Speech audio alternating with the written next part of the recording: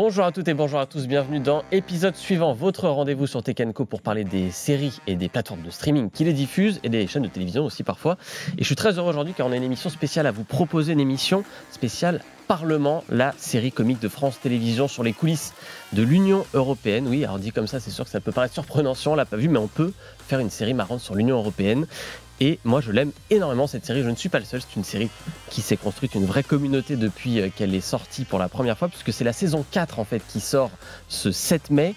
Et on va en parler avec deux invités de marque, deux invités très impliqués dans cette série, Noé Debré et Xavier Lacaille. Bonjour à tous les deux. Bonjour à tous les deux. Je suis ravi de vous recevoir. Noé Debré, vous êtes le créateur de Parlement. Vous êtes scénariste de manière générale, vous avez écrit, coécrit une vingtaine de films et de séries. Alors vous êtes avec des noms un peu ronflants, on va les donner quand même: Jacques Audiard, Michel Hazanavicius, Éric Judor, voilà, beaucoup de beau monde.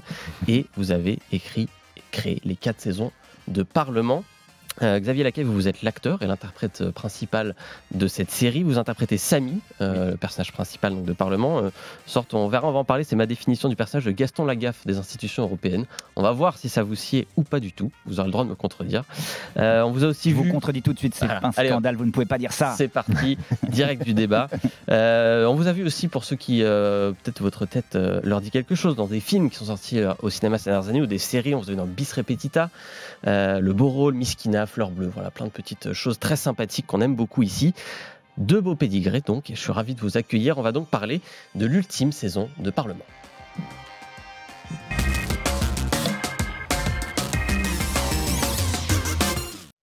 Et oui, je dis ultime saison car c'est la dernière. Je suis très triste de prononcer cette phrase, mais c'est la dernière saison de Parlement, saison 4, dernière round de négociations avec les Maltais, les Slovènes, les Allemands, pour donc Samy, pour Valentine aussi, pour Raymond, pour Rose et pour tous les protagonistes de Parlement.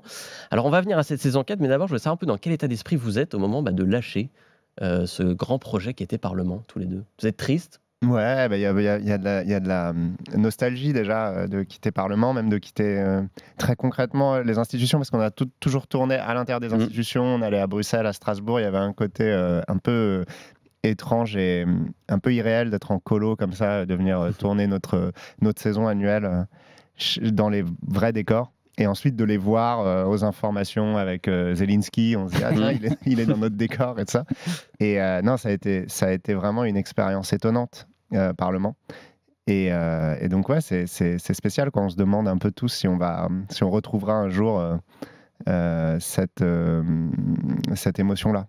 Xavier, même état d'esprit, ouais. Effectivement, ce qui est drôle, c'est qu'on s'y retrouvait 2 mois par an pendant les 5 dernières années, avec la cantine, avec les collègues. Il y a un côté, c'est un vrai travail qu'on a eu pendant 2 mois, d'être un peu des vrais gens. Et là, on retourne au cinéma avec des projets intermittents, évidemment. Donc ouais, ça va nous manquer. Alors on va quand même rappeler, parce qu'il y a des gens qui n'ont pas vu Parlement, on ne sait pas qui c'est, mais on aimerait bien les découvrir. Ils sont neufs et on les accueille. Et en même temps, ils ont énormément de chance, j'ai envie de dire, parce qu'ils vont avoir 4 saisons à découvrir, alors que nous, on a déjà tout vu. Ouais. Donc dans Parlement, qu'est-ce qu'on fait ? On suit Samy, qui est votre personnage, Xavier, qui débute comme assistant d'un député européen dans la saison 1. Il découvre la vie politique, les bureaucrates, surtout la bureaucratie du Parlement, les journalistes, les lobbyistes, tout ce petit monde qui gravite dans les institutions bruxelloises. Tous très bien croqués, tous ces personnages, il faut bien le dire, tous très drôles aussi. Et Samy, il va essayer de comprendre le fonctionnement des institutions européennes. D'abord le Parlement, ensuite la Commission. Et dans cette saison 4, on arrive au Conseil européen, donc le rendez-vous des chefs d'État membres de l'UE pour valider un peu tous les projets qui ont été élaborés par les petites mains, justement. Petite question d'abord pour vous, Noé. Est-ce que c'était pour vous l'évolution logique de changer d'institution à chaque fois ? Ouais, enfin bon, après, déjà, on ne croyait pas vraiment que cette série allait se faire. Et puis, quand on a faut dire que le pitch est quand même fou de base. C'est ça, donc quand on a fait une première saison, on s'attendait pas à ce qu'il y en ait une deuxième, on s'attendait pas à ce qu'il y en ait une troisième. Donc en fait, je ne veux pas faire semblant que de base, j'avais un plan à 4 saisons. C'est pas vrai, déjà j'étais étonné qu'on me commande un épisode. Donc, mais c'est vrai que c'est ça qui est apparu progressivement. Ça veut dire qu'on s'est dit, tiens, on a en fait, je dis on, c'est avec mes co-auteurs de différentes saisons, et notamment avec Pierre Dorac et Maxime Caligaro. Qu'on salue. Et on a progressivement élargi le spectre des institutions. Donc, Et ce qui est marrant, c'est de découvrir l'esprit de ces différentes institutions. Le Parlement, c'est un peu l'endroit c'est un peu l'endroit de l'enfance, c'est l'endroit de l'imagination au pouvoir. C'est des députés qui se disent ah tiens mais moi je pense qu'on devrait faire ça et puis comme ça qui ont des grandes idées comme ça et qui défendent. La commission, c'est un peu la raison. C'est là où il y a les experts et les gens disent voilà ce qu'il faudrait faire. Quoi. Et ensuite le conseil qu'on aborde dans cette saison, c'est la brutalité, c'est la raison d'État, c'est la compétition entre les chefs d'État qui sont tous des grands requins comme ça. Voilà ce qu'on va faire. Voilà ce qu'on va faire, exactement. Et c'est de balancer ce pauvre Samy à l'intérieur de ces institutions et de voir ce que ça donne. Quoi. Alors ce pauvre Samy, justement, donc je disais en introduction, un Gaston Lagaffe coincé au Parlement européen. Il est maladroit, mais il est débrouillard aussi. Il est paresseux. Il essaie un peu d'éviter certains dossiers, mais il est astucieux quand même pour arriver à toujours s'en sortir par le haut. Ça vous va comme description? Vous l'avez peut-être conçu. Moi, je suis fan de Gaston Lagaffe, donc ça me va grandement. Non, je suis très fan. Et c'est vrai que c'est un endroit où la comédie est pas évidente, comme le disait Noé. Déjà, une série là-bas, ouais, pourquoi pas. Mais en plus de la comédie. Ouais. Et en fait, une fois un peu comme Gaston Lagaffe, qui lui nous fait rire dans une espèce de bureau, je sais plus où est-ce qu'il bosse Lagaffe, mais dans une maison d'édition. Ouais. Bah, super drôle sur le papier, mais en fait, une fois qu'on voit un peu les couloirs, comme on voit ici, n'importe quel couloir peut être un endroit de comédie, en fait. Et une fois qu'on se dit ça, c'est un immense labyrinthe hyper kiffant pour jouer, quoi. Comment il évolue dans cette saison 4, Samy? Il arrive, donc du coup, il bosse pour la commission. Oui, absolument. Il est un peu dans le big game. Ouais, il est dans le big game, dans l'aquarium des grands requins, et on lui donne une mission. Encore une fois, au début, on le prend parce qu'on pense qu'il est nul, et donc son orgueil est évidemment piqué, et il se dit non, attends, moi je vais faire le job. Et il se retrouve encore une fois pris plus ou moins malgré lui dans je peux peut-être divulgacher, mais le FBI, je peux? Oui, bon, je sais pas. En tout cas, un grand projet européen. Qui mettrait un peu en cause la souveraineté des nations. Exactement. Il se retrouve vraiment embarqué dans un énorme truc, ça fait le buzz et il se retrouve. Je peux pas trop en dire, mais en tout cas, il y a du très très lourd. Et c'est très très drôle. Et effectivement, il y a beaucoup de walk and talk dans cette série aussi. Vous avez beaucoup utilisé ces couloirs, ce truc un peu labyrinthique des institutions européennes. Ça, c'est vachement marrant quand même d'avoir utilisé ça. C'est facile ou pas? Ça vient tout seul quand on tourne dans ces lieux-là?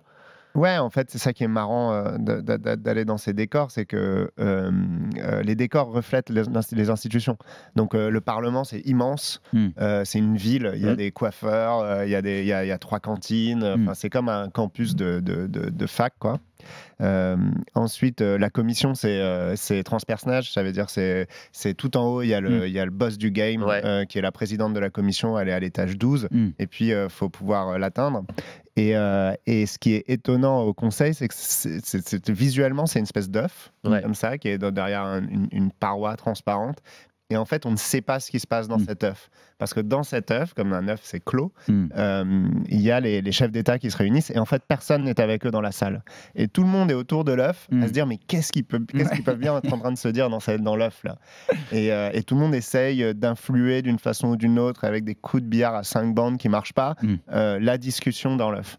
Ce qui est très bien expliqué au début de la saison 4, justement, avec tout ce système de badge, où notamment Samy va se battre plusieurs fois pour choper le badge de la bonne couleur, pour aller à la bon étage, pour influencer les bonnes personnes, presque à la porte du dîner des chefs d'État nous, on se racontait que c'était comme ces jeux télévisés japonais auxquels on comprend rien aux règles, avec les mecs qui glissent, on ne sait pas trop ce qu'ils doivent faire, attraper le drapeau de l'autre équipe, mais ensuite l'enterrer, etc.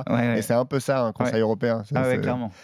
Et donc il y a Samy dans cette histoire qui est évidemment le personnage principal qu'on suit, mais la force de Parlement, c'est aussi beaucoup ces personnages secondaires qu'on retrouve dans cette saison 4. Certains oui, certains un petit peu moins, qui au fur et à mesure des saisons ont évolué. Comment vous avez conçu cette galerie de lobbyistes, journalistes, chacun a son stéréotype de personnage? En fait, sur chaque saison, on a introduit effectivement un nouveau type de personnage. Par exemple, en saison 2, on commence à s'intéresser aux lobbyistes. En saison 3, on s'intéresse aux journalistes. Là, on s'intéresse aux diplomates.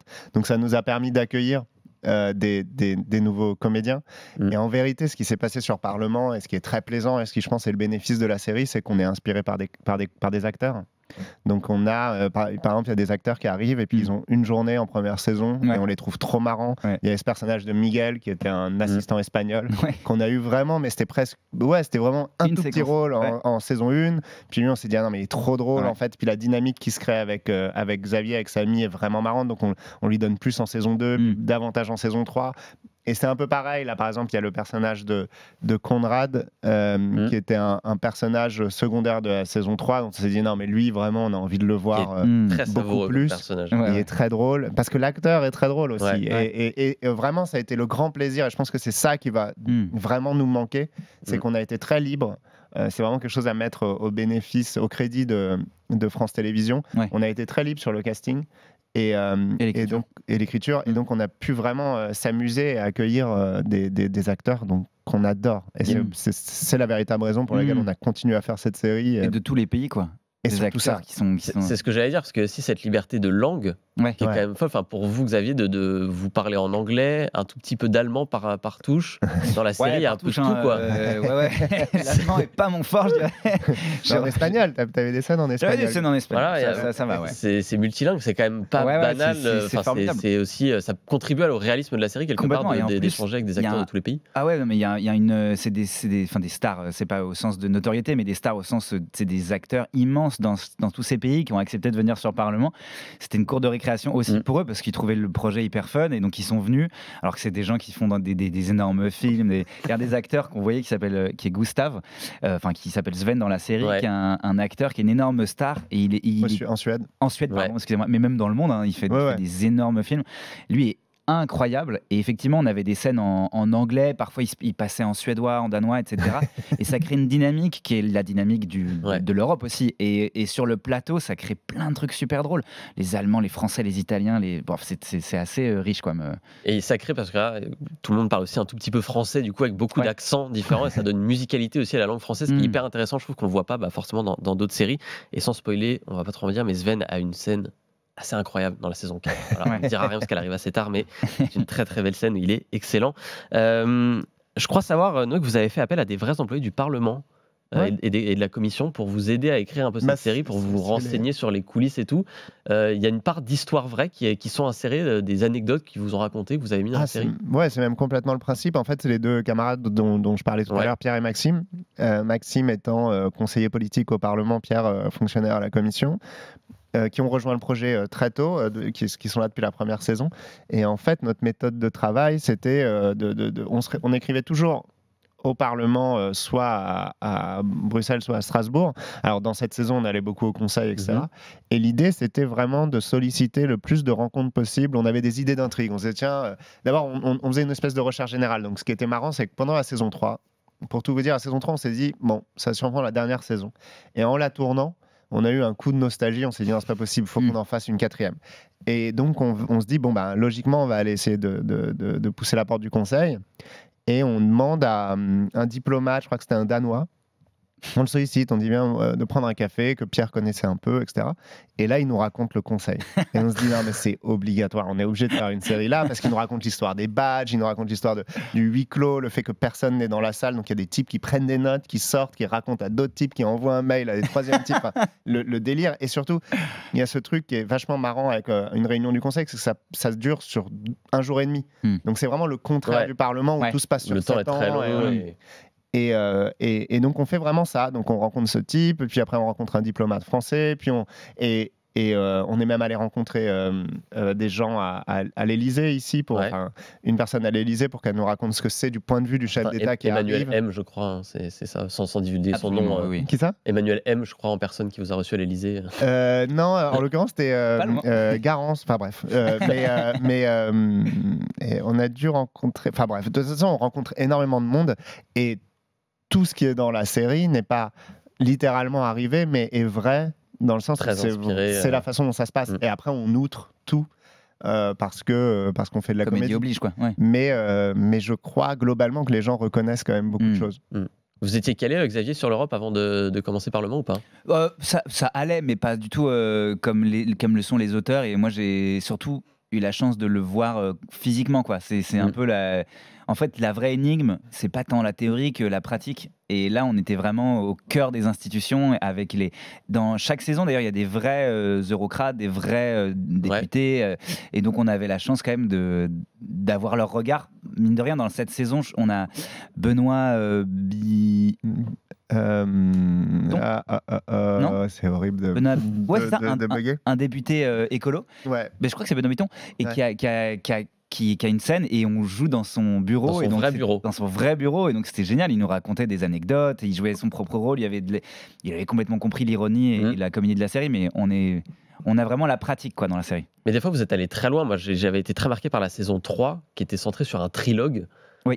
Entre eux, donc le trilogue, moi j'avais aucune idée de ce que c'était quand ça ça a commencé. Saison 2, le trilogue. Saison 2, pardon. Voilà, donc très technique, hein, c'est une négociation entre le Parlement, le Conseil, la Commission. Voilà, il faut se mettre d'accord sur un sujet, on met tout le monde dans une pièce et on espère qu'en agitant, en les laissant cogiter, ça va un peu se débloquer. C'est quand même hyper audacieux d'avoir tenté un truc pareil, de se dire personne ne comprend rien. À ces trucs-là, et on va quand même faire une comédie dessus, quoi. Ouais, en fait, ce qui s'est passé, c'est qu'en saison 1, moi, j'étais assez flippé, évidemment, de genre, bon, bah, on fait une série sur un truc quand même pas possible. Parce que souvent, en plus, quand la politique est représentée, au-delà de la question des institutions européennes, souvent, quand la politique est représentée en fiction, ce qui intéresse les gens, c'est la conquête du pouvoir. Ouais. C'est-à-dire, c'est genre la campagne. Des personnages ambitieux qui sont des très barons noirs, quoi. C'est ça, alors que nous, on s'intéresse pas du tout à ça. Nous, on s'intéresse à comment on écrit la loi, qui est vraiment le truc un peu laborieux, en fait. Qui est en général on se dit, ah, génial. Mais en fait, comment se négocie la loi, etc. Mais moi, c'était vraiment ce qui m'intéressait là. Et en fait, première saison, on était quand même un peu flippé par ça, et donc on faisait beaucoup de diversion. C'est-à-dire, il y avait beaucoup de comédie à côté. Et ce dont on s'est aperçu quand j'ai regardé les épisodes de la saison 1, les premiers montages et ça, je me suis dit, mais les scènes où vraiment on est dans le cœur du sujet, je les trouvais passionnantes. Et je me disais, c'est vraiment cool en fait d'être là, d'écouter, puis ça peut durer un peu de temps, mais c'est pas grave, c'est intéressant. Enfin, moi, j'étais connecté à ça, et donc ça nous a un peu désinhibés. En saison 2, on s'est dit non, en fait, donc la saison 1 était une série comique avec un peu de politique dedans, et la saison 2, à partir de la saison 2, c'est devenu plus une série politique avec un ton de comédie. Et je trouve que, comme souvent d'ailleurs, ce qui constitue le défi de la série, son ambition, c'est là aussi où ça paye, c'est là où elle trouve sa singularité. Il y a un rythme comique quand même qui est assez intense. Dans la série, c'est beaucoup de dialogues, de vannes, ça va très vite, parfois en plusieurs langues, on le disait. Comment vous avez un peu appréhendé tout ça sur le plateau, l'écriture, avec que du comment plaisir. rendre l'écriture en direct, quoi. En fait, déjà, il y a à la fois des scènes qui sont passionnantes du point de vue politique et technique, mais il y a toujours des idées de mise en scène dans l'écriture. Donc il y a toujours une virgule qui va permettre de s'appuyer pour créer de la comédie, ou un truc qui va créer du décalage, où je pensais même à le personnage de Aemon, qui est un vrai technicien. Peut-être le chouchou des fans, on va dire. Le chouchou des fans, absolument. Mais même ce personnage-là, qui incarne quelque chose d'assez sérieux, d'un socle vraiment pour Samy et les autres personnages, il a une grande poésie et un décalage, et on se demande s'il n'est pas extraterrestre en saison 3, et il danse. Et en fait, il y a toujours une idée de mise en scène et de comédie au sein même de ces scènes-là. Et c'est bête, mais il y a tellement d'acteurs qui sont forts qu'on n'a que à se laisser porter. Ah bah tiens, Aemon, le voilà. il a une espèce de mystère en lui. Voilà, il y a de la comédie juste parce qu'on ne sait pas à qui elle parle. Enfin, toujours une virgule qui traîne, quoi. Et c'est aussi à mettre au crédit des réalisateurs et réalisatrices de la série on a eu beaucoup de chance depuis le début. On a toujours eu des réalisateurs très engagés dans le projet et qui arrivent avec leur propre créativité. On essaye que la série, alors on la tourne à un rythme et tout ça qui fait que c'est un peu un défi, mais ils ont toujours des propositions. Et d'ailleurs, on a que des réalisateurs et réalisatrices qui ont là en ce moment, qui ont fait leur long métrage ou qui sont sur le point de le faire, et je pense que c'est pas un hasard.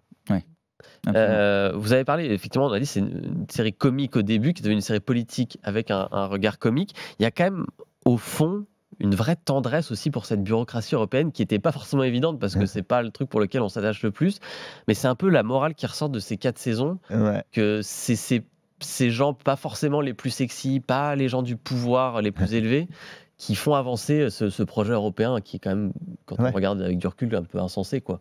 En fait, il est insensé parce qu'il est utopique, et il y a quelque chose là-dedans de très émouvant. Ça veut dire que effectivement, ça devrait pas marcher, mais il se trouve quand même que ça marche, et ça marche. Alors ça devrait, on s'attend à ce que ça accomplisse des choses immenses, et puis en fait, ça les accomplit pas tout à fait. Ça accomplit peut-être que 70%, et puis en fait, là-dessus, on a fait une exception, etc.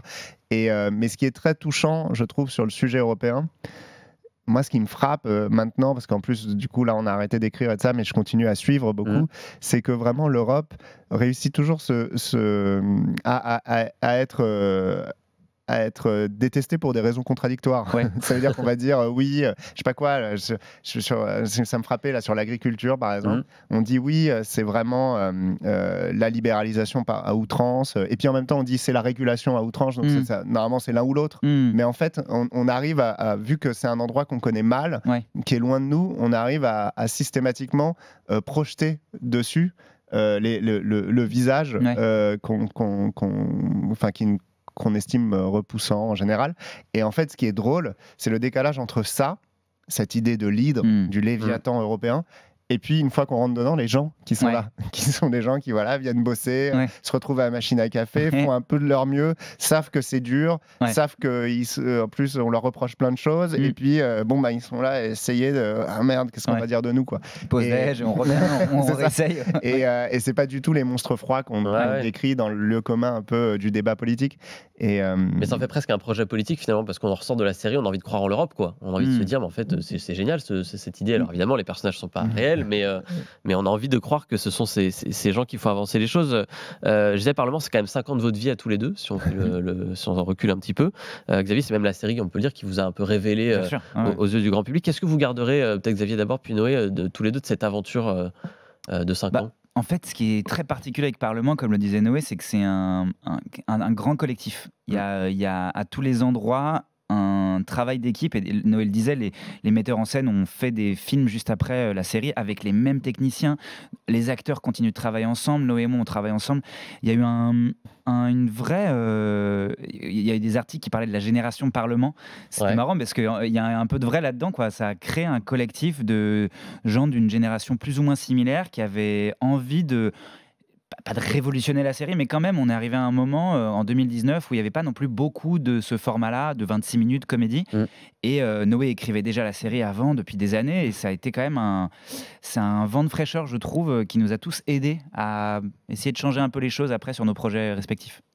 Noé, qu'est-ce que vous en garderez, vous? Ouais, je suis d'accord, il y a ce sentiment de communauté. Moi, j'ai vraiment appris, j'ai appris énormément en faisant Parlement. La première chose que j'ai appris, c'est que en vérité, une série comique de 30 minutes comme ça, c'est un acteur.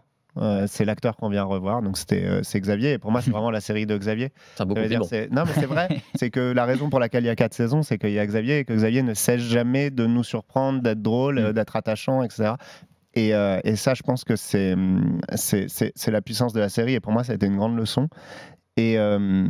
Et par ailleurs, ce qu'on disait tout à l'heure, ça veut dire le fait qu'une série comme un film ne doivent pas avoir peur d'eux-mêmes. Ça veut dire de se dire, bah non, en fait, on fait une série sur les incidents peines, assumons.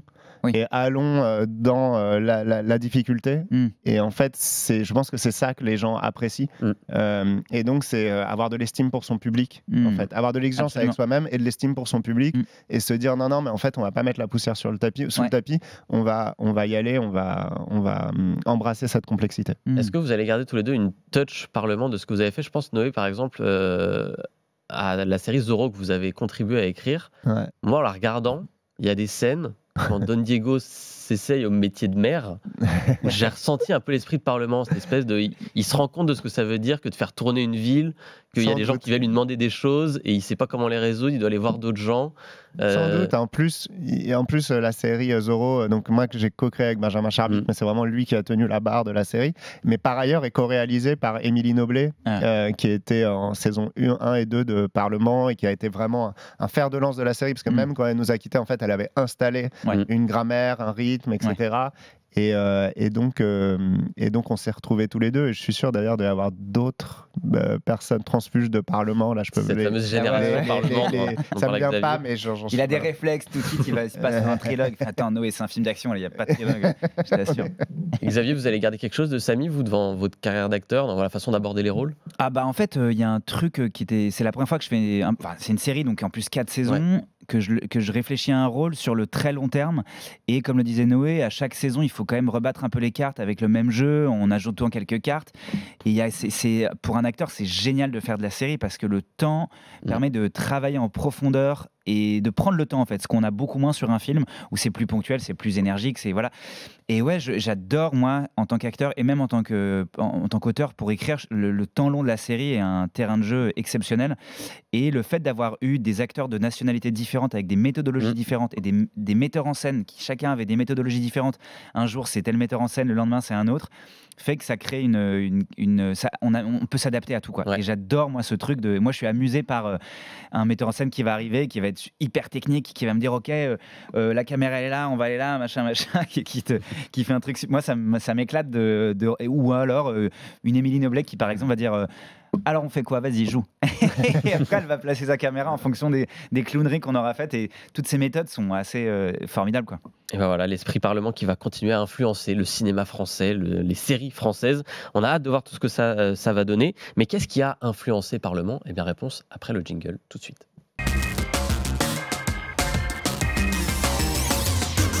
Noé et Xavier, vous avez donc accepté de vous prêter au jeu des recommandations. On va voir ce qui vous a influencé, vous, les séries que vous aimez et qui peut-être vous ont servi pour construire Parlement.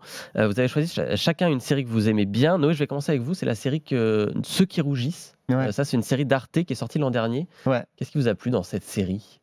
Alors, mécaniquement, elle n'a pas pu influencer Parlement parce que Parlement était fini, mais ce qui m'a beaucoup touché, c'est franchement... Il y a tout dans cette série. Ça veut dire que c'est la liberté de forme, la liberté de ton, le fait qu'il y a une espèce d'ambiguïté. On voit que c'est de la réalité, quoi, vraiment. Et pourtant, visiblement, c'est écrit.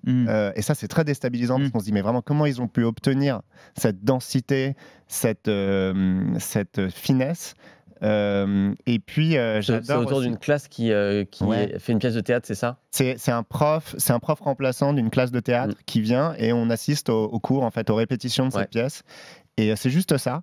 Et j'adore aussi la façon dont le personnage du prof, qui est le créateur de la série, arrive à retourner le lieu commun du prof. Parce que c'est pas du tout un prof qui arrive et qui dit je vais vous aider les enfants, C'est vraiment un type qui arrive et qui les brutalise un peu. Et en fait, ça crée quelque chose chez les adolescents, qui est qui est étonnant, c'est vraiment une série qui m'a beaucoup ému et C'est des acteurs des adolescents du coup?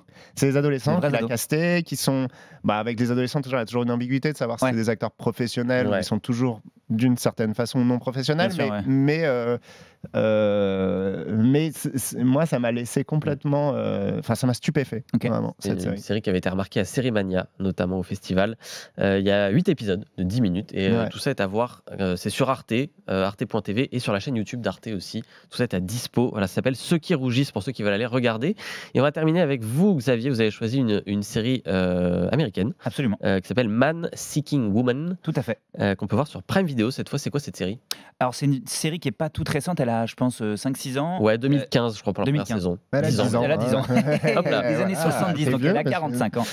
Ok, bon je me suis endormi. Non, en fait c'est une série adaptée d'un roman de Stephen Rich je crois, et c'est génial parce que c'est plein de métaphores, c'est tout ce que j'aime. Il y a à chaque fois un épisode où en gros c'est un mec qui se fait larguer, et voilà, c'est tout simple. Et à chaque épisode il y a des enjeux bouclés, et ils vont pousser le trait jusqu'à l'onirisme. Et c'est génial parce que moi en tant qu'acteur c'est comme ça que j'aime bien jouer, c'est en poussant les curseurs à fond. Même dans Parlement en fait, les curseurs de comédie, les acteurs les poussent un maximum, et c'est ce qui fait que l'enjeu est c'est lui l'acteur principal. Et donc Jay Baruchel je crois. Exactement, bien joué. D'ailleurs là je crois que c'est l'épisode où il lui dit sa meuf, son ex sort avec quelqu'un, et il dit mais qui c'est, et c'est la pire personne pour lui qui est juif, et il se retrouve que c'est Hitler. Et donc il arrive à une soirée à Manhattan, et Hitler il est là, il a 150 ans, il est dans un fauteuil, et c'est le nouveau mec de son ex. Ça pousse les curseurs effectivement très très loin. Le curseur au max quoi. Et moi ça m'aide vachement de me dire de penser de manière quasiment onirique quoi. Bam, c'est littéral. Et de se dire que on peut tout montrer à l'écran, y compris un Hitler de 142 ans. Exactement. Non, c'est une super série. Il y a eu 3 saisons, et c'est dommage, ils auraient pu en faire 4-5, je pense. Mais effectivement, c'est une série qui n'est pas très connue, en tout cas en France. Ça s'appelle donc Man Seeking Woman. Il y a 3 saisons, donc à rattraper sur Prime Video pour ceux qui veulent voir ça. Merci Xavier. Merci Noé, acteur principal et créateur, je rappelle, de la formidable série Parlement. Vous avez des projets peut-être dont vous pouvez nous divulguer, peut-être sur quoi vous bossez en ce moment? Dis donc, il y a beaucoup de choses. Ouais, il y a pas mal de choses. Moi, il y a une autre série que j'ai co-créé qui est sorti il y a un mois sur Max, qui s'appelle Le Sens des choses. Tout à fait. Voilà de quoi je peux parler. Qui est toujours visible et qu'on vous invite à aller voir. Et que je vous invite à aller voir. Très bonne série. Absolument. Eh bien moi, je vous invite, j'ai un spectacle de pantomime à Avignon qu'on joue le 4 et le 9, c'est à 14h devant la place de l'Horloge. C'est original. Ouais, c'est original, c'est un spectacle, c'est du pantomime, donc il faut aimer le pantomime. Mais c'est pas vrai. C'est pas vrai. Dis-le aux gens, parce que sinon il y a des gens. C'est pas vrai, non, c'est pas vrai. Il y a tous vos fans Xavier qui vont se rendre à Avignon, on va avoir des réservations. Je n'y serai pas d'un coup. N'allez pas à Avignon pour espérer voir un spectacle de pantomime Xavier Lacaille, mais regardez ces films, regardez Bis Repetita par exemple, qui est disponible partout, qu'on adore. Regardez-le dans Fleur Bleue aussi, dans cet épisode très drôle. Voilà, il y a plein de choses à voir avec Xavier sur tous les écrans. Bien sûr. Merci à tous les deux, merci à vous derrière l'écran de nous avoir suivis. On se retrouve la semaine prochaine évidemment pour l'épisode suivant et en attendant cette émission à la revoir en replay sur toutes les plateformes, vous avez l'habitude. À la semaine prochaine.